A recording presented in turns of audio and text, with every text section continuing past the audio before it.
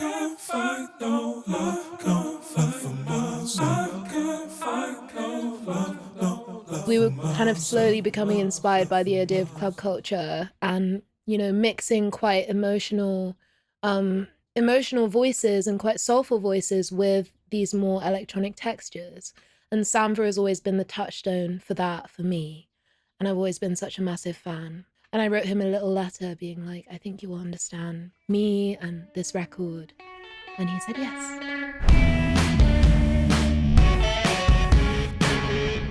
So now to Sampha. So you wrote in this note, Mm-hmm. you said, you're the guy. Yes.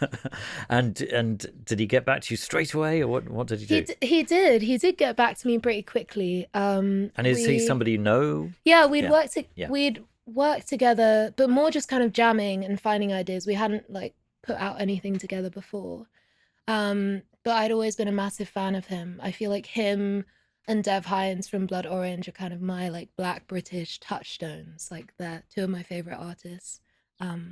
And so yeah, I reached out to him, and then he invited me to the studio that he has, and I kind of saw him figuring out the melody and the lyrics in real time, which was really special. Like he had some like niche Afrofuturist film being projected on the wall, and it was like this meditative moment of just like seeing him going round and round the chords and figuring out that shape. And then he added in some piano at the end, and I love his choice of chords is incredible. And I mean, how would you even describe it, Bert? I feel like the way that he approached his verse, the way he approached the chord progression was like kind of experimental and like kind of challenging to blend into the rest of the song. So we had to be creative with like making it one world together.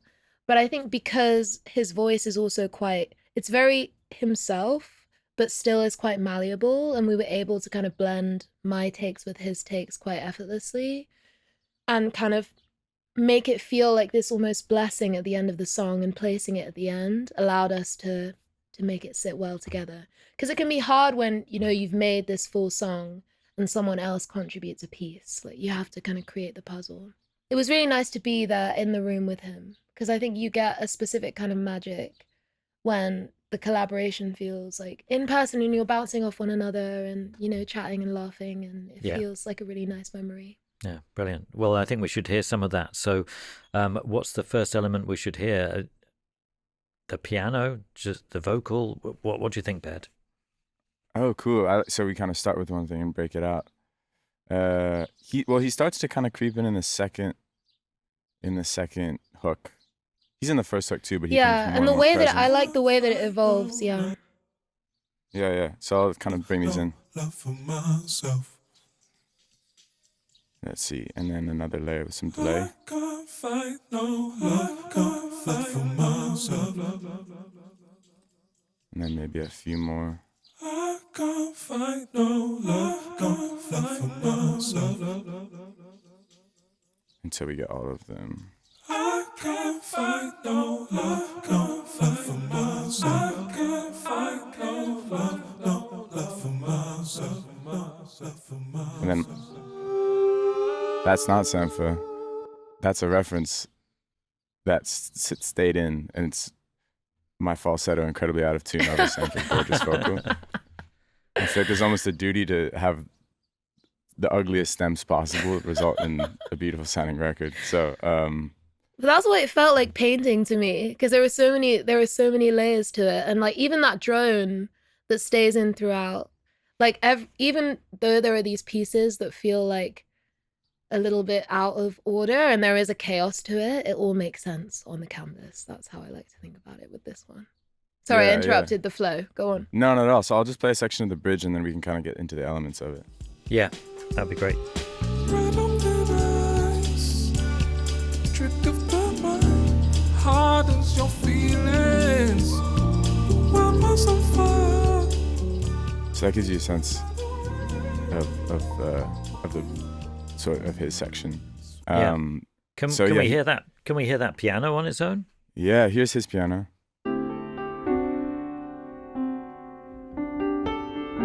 And would he sing and play at the same time, Arlo? No, So- he was figuring out his verse first. Yeah. And then I was obviously like, oh, can you add a little bit of piano? And he was like, okay, I'm gonna try and figure something out. And like, he's so humble. He doesn't know that he literally changed music. But anyway, the piano came afterwards.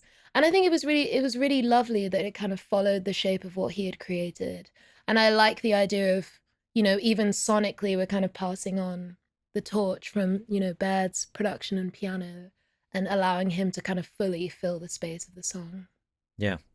It was sort of a back and forth because he initially sent this verse with different chords, and then I laid like a reference piano in underneath his vocal. That was this one, which is very kind of dark and mellow. It's just kind of a piano at my studio. You can hear how it's kind of poorly played, but it's following the melody, and I had to chop it up.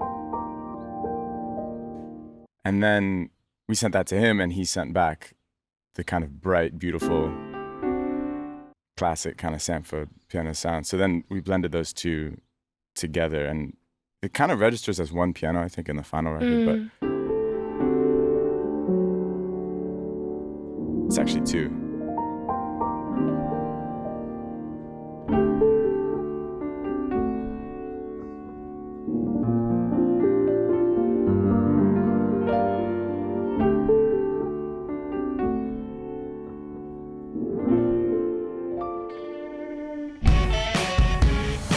Our partners at Tape It have just released their brand new DENOISER plugin. Nice. This is Tape It's new, fully automatic, studio quality DENOISER. Drop it on any track and it lowers or completely removes the noise floor. It works on vocals, instruments, band recordings, podcasts, noisy neighbours, vacuum cleaners, and even long sessions with changing noise, all while keeping your recording sounding completely natural and artifact-free. Trained on years of recorded real-world noise, the algorithm adapts to changing environments instantly, so you can add it to your session and trust the output. Now available for use in any DAW and as a standalone desktop app, the combination of its effortless workflow and sound quality is unmatched. To find out more and to get a special launch month offer of 50% off, head to tape.it/denoiser and hear the difference for yourself. Are you nearly done?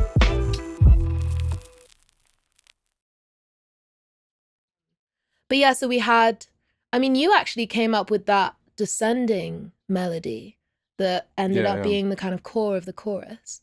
But I had we had layered a few of my vocals and then we had the harmony in. And we were listening to that EP Duel that Sampha has, and also some of the work he has with Subtract, because we were kind of slowly becoming inspired by the idea of club culture and, you know, mixing quite emotional voices and quite soulful voices with these more electronic textures. And Sampha has always been the touchstone for that for me. And I've always been such a massive fan. And I felt like that descending melody kind of reminded me of him in a way. And I wrote him a little letter being like, I think you will understand me and this record. And he said yes. Fantastic. So maybe we should hear that descending melody. So maybe we'll also think Sampha when we hear it. Yeah. Okay, here's the just without Sampha. I can't find no love for myself. I can't find no love for myself. So is that Baird? Right. Yes. Yeah. So that's Baird guide, me. your guide vocal in a way. But also a response to what was going on. Before we get into Sampha, maybe we should hear some of these recordings of your vocals, so we can hear the thing that you were just talking about. The layers. Yeah. Yeah, they're in there as well. I'll just isolate those. I can't find no love for myself. Yeah. Is that what you mean? Yeah, and also the main vocal, I suppose, because you were explaining how. Yeah, even if you loop it and then you kind of like, you have the single and then you add one and then you add one and you add one, just so people can hear the whole stack and how it lives together. I can't find no love for myself. Maybe add in another one. Yeah. I can't find no love. They're slightly panned out. I can't find And then a third one. And these are all separate takes. Yeah.